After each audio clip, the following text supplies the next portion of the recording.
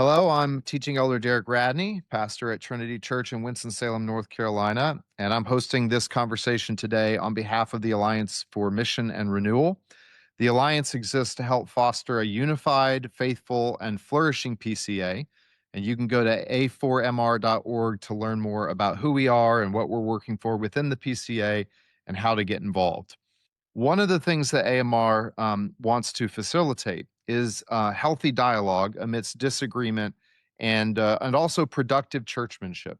And that's why I'm hosting this conversation today on Overture 27, which was answered in the affirmative as amended by the General Assembly in Louisville just here recently in June, and which will be sent to the presbyteries for advice and consent this year. This overture addresses BCO 34-1, which is a chapter that many have attempted to revise or fix for decades.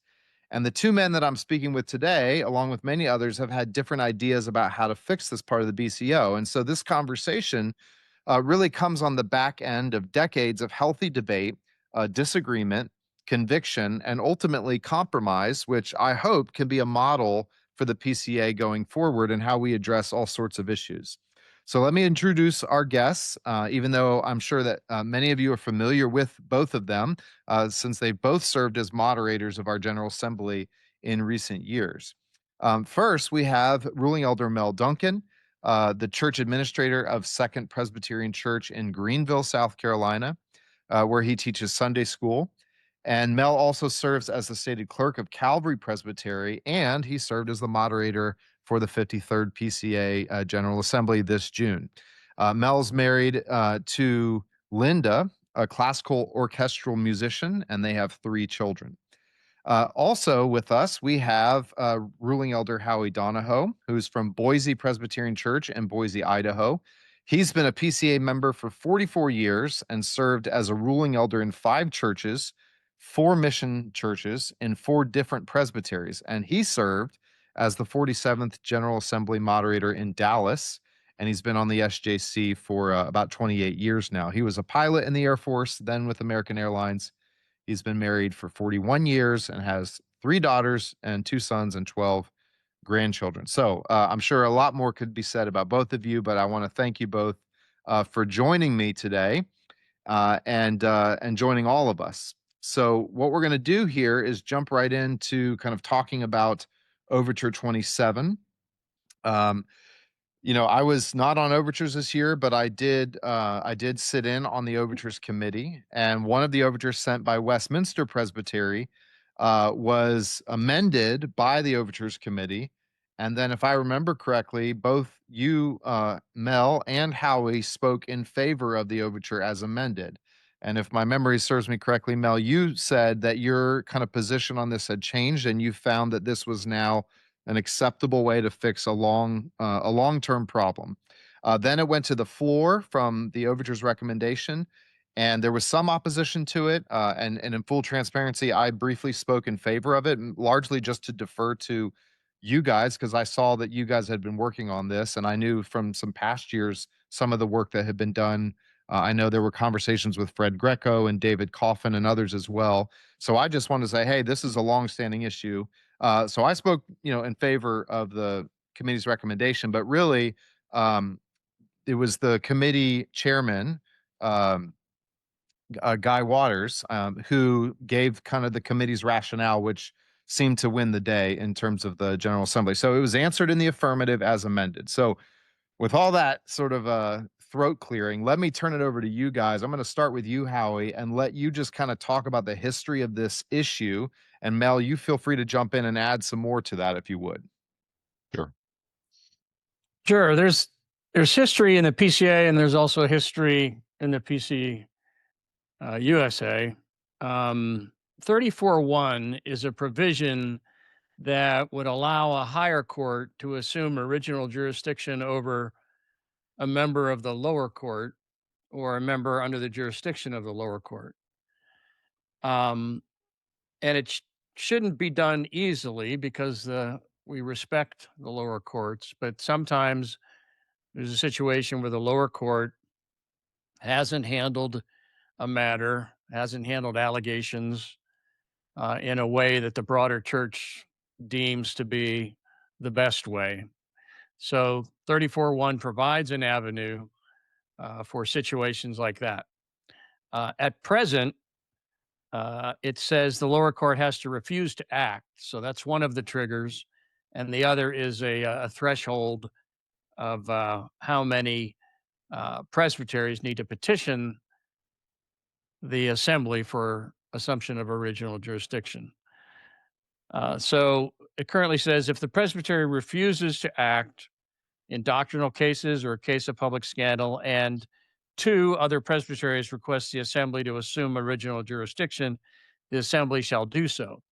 And there is a SJC manual, chapter 16, which provides what the SJC will do if it assumes original jurisdiction. Several paragraphs on how the allegation should be investigated, and then how the parties brief it, and then eventually how the SJC would conduct a trial if it deemed it necessary. So going back to the John Wood case, there was a case in Tennessee Valley Presbytery where a session and the minister allegedly had a woman preach twice on Sunday nights. They This is like argued that 1999-ish. Is that right? yes, Okay. yeah, it was the case was it was called the John Wood matter, case 99-01. The SJC ruled it was a petition from Western Carolina Presbytery, I believe, and the SJC ruled it out of order, saying that the session is the one that controls that, not the minister. It was a 17-3 vote, and I was one of the three that dissented in that vote. I think it might have been the first year I was on. And then the year after that, there were, well, let me back up. The 2000 GA in Tampa, the Overture Committee persuaded the assembly to refer it back to the SJC to conduct the 31-2 investigation. This was before the SJC manual had any provisions for how to do a 34-1. And the SJC, there was a 3-judge panel that went to Tennessee Valley and investigated. I think Dr. Aquila was chairing that 3-man panel, and the SJC ruled that there was no strong presumption of guilt. So there was no indictment. And then in 2002, the Birmingham Assembly, there were 24 presbyteries overtured the assembly to change the threshold to 10% of the presbyteries have to petition. And that passed the Birmingham Assembly, but it failed in the presbyteries by a 40-24 vote. It needed 43 to pass. So that was one attempt by Overture to change 34-1. And then a few years later in Dallas, Reverend Steve Wilkins was in Louisiana area. And I don't remember which presbytery sent something to the SJC asking for the SJC to assume original jurisdiction. The SJC ruled that Louisiana Presbytery had not refused to act, that they had acted in some way. I was disqualified from that case because I was in Central Carolina, and Central Carolina sent something at the time that was called a memorial, asking, it was kind of like a 40-5 sort of thing, asking so I was disqualified in that. And the SAC acted on Central Carolina's 40-5 and cited Louisiana Presbytery to appear at a trial. Louisiana Presbytery pleaded guilty to one of the charges and was convicted of the other and was admonished. And then a year after that, Central Carolina filed an overture seeking to change 34-1 again because the SJC had said Louisiana Presbytery didn't refuse to act. So we tried in Central Carolina to send it up and to simply strike refuses to act, just get it out of the paragraph, and then just bump the threshold to 5. And that didn't make it out of the 2009 Orlando Assembly. So we're still trying to fix 34-1. Derek, some of us use Grok or Wikipedia. In the PCA, we just go to Howie. Yeah. You're Right. you're experiencing Howipedia. And let me just say, it's so good to be with you. It's wonderful to be a part of the podcast with you today. And let me just say, greetings to 47 from 53. Hope you're having a good day out in Boise. Howie's done a remarkable job, I think, of setting the recent kind of judicial and legislative history of 34-1. This is, broadly speaking, the idea of a denomination. It's really kind of like, if you want to go big picture, it's almost like Marbury versus Madison. It's like judicial review. It's how does a denomination on the great matters before the GA. And I'm not talking about small matters. I'm talking about break in case of constitutional emergency. I wish we could almost say this can only be used once a decade in the language somewhere. Because really in my lifetime, I was thinking about this morning. There's probably only been 3 times in my view where this has properly been before the denomination as an item that I would be comfortable with it being applied. But that being said, this matter has a recent history, which Howie has laid out for you pretty well. But it also has a deeper history. And part of that deeper history is in the way the PCA came into being. The PCA, you always have to remember the PCA is formed in reaction to a denomination that was top down, that was heavy handed, that was highly centralized, that the judicatories were weaponized by modernists and folks who were not theologically evangelicals, or that they were deeply committed to being not Reformed and Westminster people.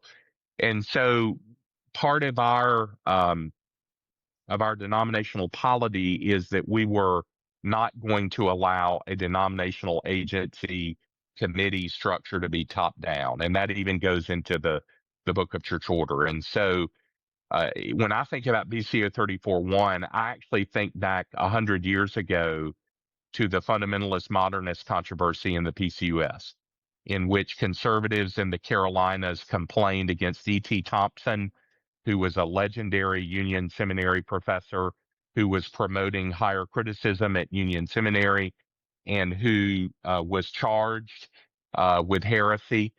And the PCUS version of this part of the Book of Church Order that we now call 34-1 was used to bring him up on charges, and he was acquitted. He was acquitted largely on the idea that his presbytery said that he was not a heretic. And the denomination therefore said, because of that, we're not going to reach in and say that East Hanover Presbytery in one case, and in another case, Mecklenburg Presbytery, we're not going to overturn that. And so when the PCA is formed, there are all kinds of conversations about how are we going to be different from the PCUS? How are we going to allow the denomination to have safeguards? What are the boundaries going to be? And so there's a conversation at the beginning from founders. And when you think about the great polity-minded folks, you think about Jack Williamson, you think about Bob Canada, you think about Dr. Smith, and there was a recognition that there needed to be some kind of a robust 34-1.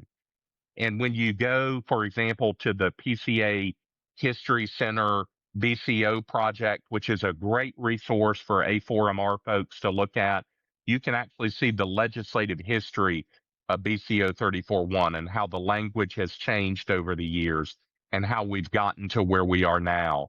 And so where we are now is this language of failure to act, which Howie and I are going to dialogue about how that's just very amorphous language, which is very hard to apply and has never been successfully applied before the SJC. And then we're going to talk about the standard by which it needs to be applied.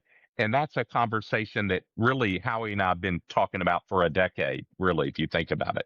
Yeah. So I would say, both the recent history of this and the old history of this is important to understanding why this is such a big deal. This is a big deal because the PCA needs to have a mechanism in that rare once in a decade, maybe even once in a generation case in which there's a theological crisis that is so brimming that a presbytery really can't handle it for whatever reason. And so that's why this is an important issue. And that's why Mel and Howie are talking to Derek. It may be surprising to some of your listeners or viewers that Mel and Howie talk all the time with one another. That we actually do agree on one or two things, and this is something that we've come to recognize as something that we really believe will make the PCA better if we could fix this. And we believe the language needs to be fixed, but that the standard by which that the language would be applied needs to be made more difficult so that it would be used very carefully and deliberatively by the PCA as a whole. Howie, does that sound fair, the way I laid that out? Yeah, absolutely. Yeah. Yeah, I've not been around as long as you guys have in the PCA, but I mean, I think I can actually think of two situations in the last 6 years where I've heard people raise the issue of, is this a 34-1 situation where a presbytery seems to maybe not be handling a teaching elder properly, and do other presbyteries want to try to come in and move that original jurisdiction to the General Assembly? And I think regardless of where you are in the PCA, you can think of situations where you'd want a particular presbytery to kind of have a matter taken up by the GA, right? And so we need a functional, workable way to do that. That's also going to avoid, I think, like you said, Howie, it being very easy to do, because you don't want just any issue to get pulled by the General Assembly, but you also need a clear mechanism by which it can actually happen. So maybe I'm jumping ahead, but No, I actually think that's a great point. And Howie, that might actually be a point or a placeholder for you to remind us all why the SJC doesn't meddle in cases locally. Why doesn't the SJC deal with the merits of cases that come to it? Why does it always seem like the SJC is just dealing with process sin? Well, we have to deal with process, but we do deal with merits too. It kind of depends on the case. In a situation like the one we're talking about, where a presbytery declines to indict for whatever reason, the only way that could come to the SJC is via a complaint against a non-indictment, which is an awkward procedural thing. We had one recently that was quite difficult to work through, a complaint against a non-indictment, whereas a 34-1, if a presbytery declined to indict or did not indict, did not find a strong presumption of guilt, that's clearly a fact that's easily determined. And then if the threshold is met, then it triggers SJC Manual Chapter 16 and the procedures for assuming original jurisdiction. It is far simpler than what we have now. And it would work a lot better than a complaint against the non-indictment, which could take, as we saw recently, a couple years to adjudicate. And it's not the best way to adjudicate a non-indictment. The 34-1 route would be a better way, and a cleaner way, a more efficient way, and probably produce a better decision. Howie, why do you think it's important that the PCA needs to change this? Why are you animated about this? Well, partly because I've seen the old 34-1 try to be applied in the Wood case, the Wilkins case. It could have been applied in a recent case out of a presbytery in the central part of the U.S., and it would have handled those three things a whole lot better than the complaint avenue. So, and I agree, it's a once in a decade. I expect once in a decade there's going to be a presbytery that decides it doesn't think a man should be indicted when 17, 18, 19 other presbyteries think he probably should be. And you punt that to the SJC and then let them investigate and decide. yeah, so maybe you could just really quick get into specifically what would this process look like if this passes. Just be very specific. How would these presbyteries, Sure. grab jurisdiction? How would that happen? Okay, so let's say in my presbytery, somebody was preached a sermon on something that was deemed by others to be not orthodox. Um, and word gets around on the internet or whatever, and it's a doctrinal case. Let's Uh, have fun with and, it, Howie. Let's say it's a non-Trinitarian sermon. Let's just sure, sin. sure, Let's just sin boldly, shall we? sure, right. So word gets around, and if this overture passes, if the presbyteries and the Milwaukee Assembly adopt it, um, then our presbytery, we do an investigation. We say, we're fine with that. There's no reason to indict that guy. And then if 20% of the presbyteries send a one sentence email to the stated clerk, Dr. Greco, we believe that we request that the assembly assume original jurisdiction over Reverend John Smith of Pacific Northwest Presbytery because of sermons that he's been preaching on the Trinity. Um, and the clerk doesn't have to make any determination as long as once he gets the last presbytery necessary to meet that threshold, he sends it to the SJC, and then SJC Chapter 16. The first thing it's done is a panel is appointed to decide or to determine whether the case is in order. If it's determined it's in order, the panel conducts an investigation of the allegations. The panel produces a report. The report is sent to the accused minister as well as the petitioning presbyteries.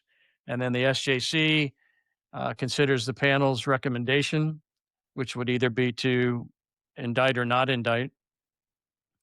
The parties can file the briefs, and then the SJC hears the report of that investigative panel and decides there is no strong presumption of guilt, or there is, and then the SJC proceeds to a regular trial.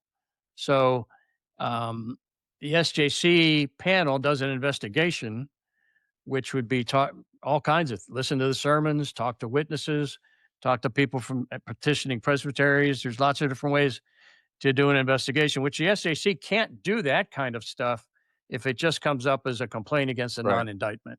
Yeah. So this would go straight to the SJC in this case, based on motions passed by a certain number of presbyteries and sent to the clerk. Clerk would send it to the SJC. So we're not waiting for the next General Assembly to have to take this up it goes straight to the SJC. Right. It would be, like I said, a one sentence email from, let's say, 17 or 18 presbyteries. And all they have to say is there was no indictment and we petitioned for assumption of original jurisdiction. They don't have to they don't have to give any evidence. They don't have to do anything. It's just we're filing a petition for AOJ, and the clerk sends it to the SJC, and they SJC takes investigate. it from there. Yeah. Okay. As soon as the 18th presbytery files the email or whatever Yeah. Mel, what were you going to add? Well, I was going to say, Howie, some of our friends at GA who spoke against this did not like the linking of failure to indict with finding no strong presumption of a guilt. But I actually think there's a logic to that. I mean, it shows that the presbytery did its due diligence, did some judicial work, and then another presbytery would have a clear basis to say there was no indictment because there was some judicial process that did not result in an indictment. Is that the logic of the new language there in Yeah, 34.1?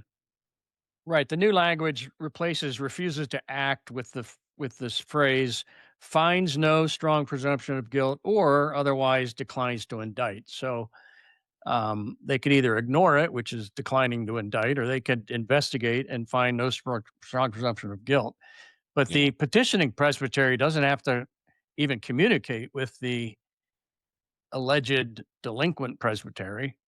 They Yeah. just have to listen to the sermon, realize he's not been indicted, and then they file their one sentence email to Dr. Greco. Yeah. And the language also includes a percentage of presbyteries rather than just a number. And that's Yeah. the wisdom of that. I'm thinking was as we grow or shrink presbyteries, we don't want that ratio to get all messed up, right? So the percentage It makes just it. just index it to the number of presbyteries so that it's a constant. As the PCA grows, there'll be a constant threshold that grows with it. And that's actually a conversation that I hate to admit this on the A4MR podcast, but Howie has won me over on this, that part of the need for this is building trust in the PCA. And part of that is raising the bar so that all parts of the house will know that we're going to do this carefully, deliberatively. We're not going to just smash and grab this every time someone is upset. I've been a clerk now for about 15 years, and it's my first month clerking a presbytery. Everything is a 4-alarm fire, and everything needs to be dealt with. A 34-1 is a once in a decade type of thing in the life of the church, and so there needs to be extraordinary measures for when you utilize it. And part of that is frankly a gentleman's agreement between different parts of the PCA that there's going to be a high standard by which this threshold is met in which you do this. And I frankly would like that number to be lower, but I think the number needs to be 20% for the PCA to go along and use this. And so I'm happy to advocate for this for the greater good. And I think the threshold is where it needs to be, partly because I think it's the only way it passes 58 presbyteries. Mm. I have friends and acquaintances that don't like assumption of original jurisdiction philosophically, and they certainly didn't like 2 or 3 presbyteries being able to trigger it. So it's tough to get an overture passed through 2/3 of the presbyteries if it's controversial. Um, and I know, I'm reasonably sure. Well, we tried 10% and it didn't work, but That those was were just the that was just a few years ago, right? Like that Yeah, was 2022 or so. yeah. well, 2002 was the first time it was tried at 10%, and that Mm. was yeah, that didn't pass.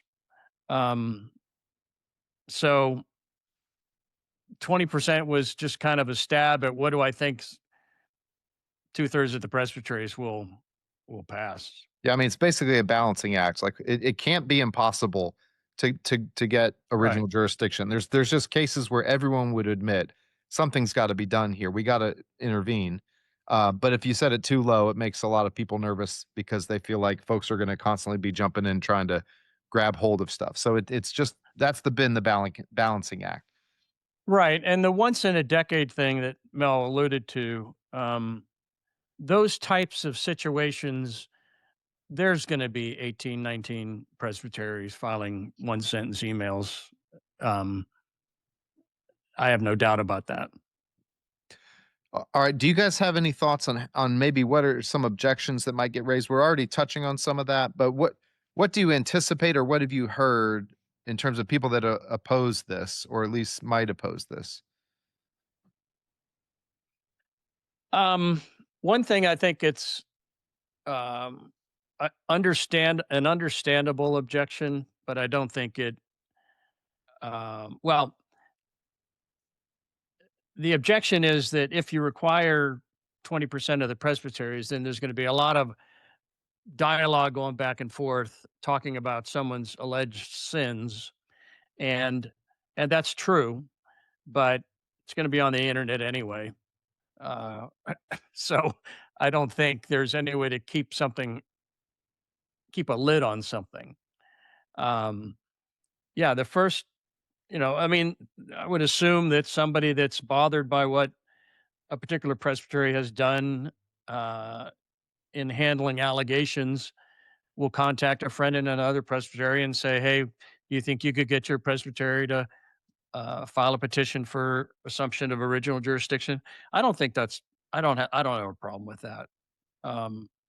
That's the way it's going to happen, and frankly, maybe it'll keep the stuff off the internet more than increase the amount of it on the internet. If you know that, hey, there's a way to do this without blogging about it.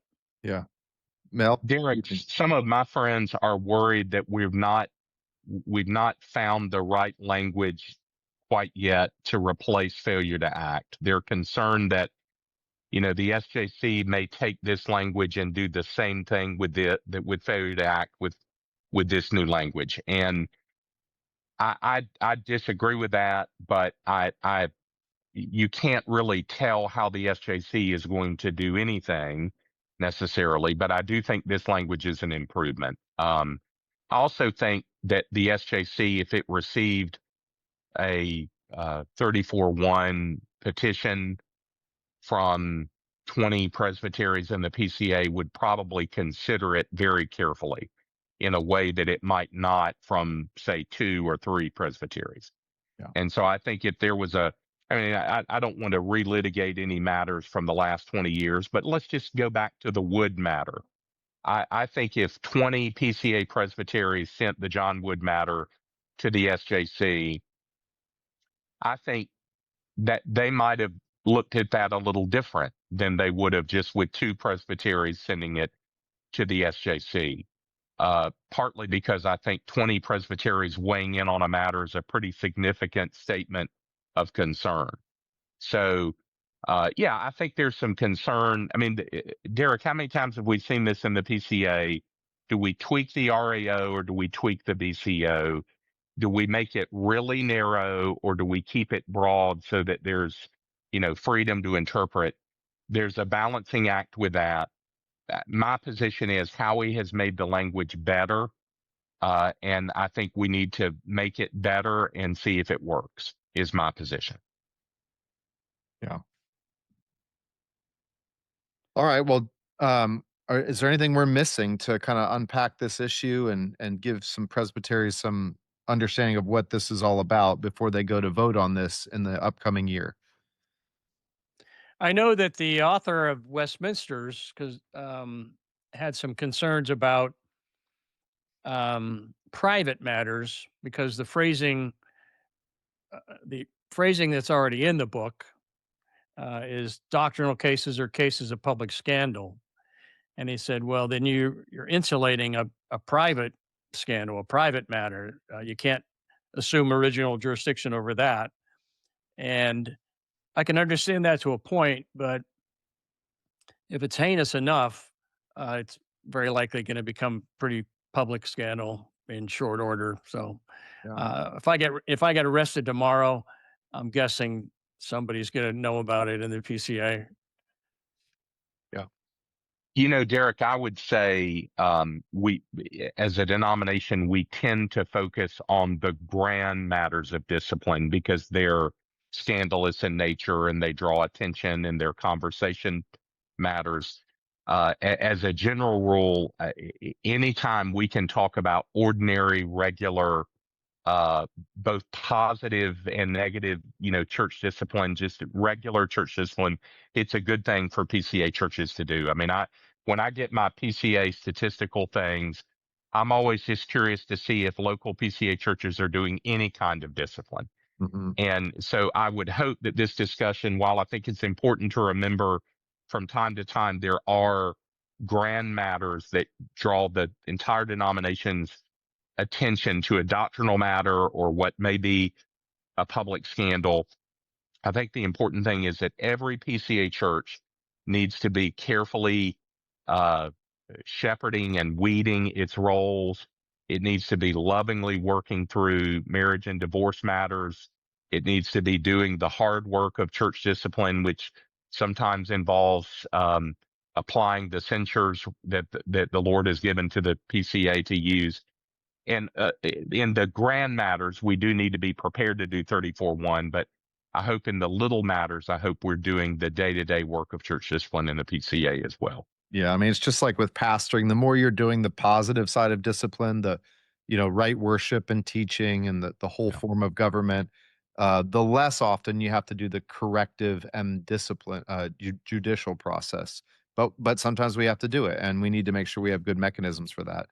I do want to say that we did invite some folks who had a different view on this matter to join us in this conversation, and they weren't quite ready to speak to the issues. That is important at AMR, that we give everybody a voice and we model, charitable disagreement. In this case, you guys both support this change, and I thought it was beneficial just because you haven't always been on the same side of this to have you guys talk. But in the future, we'll always want to try to invite more dialogue across disagreement. But I really appreciate you guys taking time to share with us your thoughts on this. And I'm really thankful for how you've diligently contended over the years up to this point, and that you're now kind of modeling how we can hopefully come to something that's workable, that everybody can be content with. Because I think a lot more of the BCO changes that we need to propose are gonna need to be things that we've been working through together over a period of time until we've come to a place where there's a sort of broad wisdom on the issue. So thank you guys for modeling that, and thanks for your time. Any last words? Yeah, our sister denominations have these.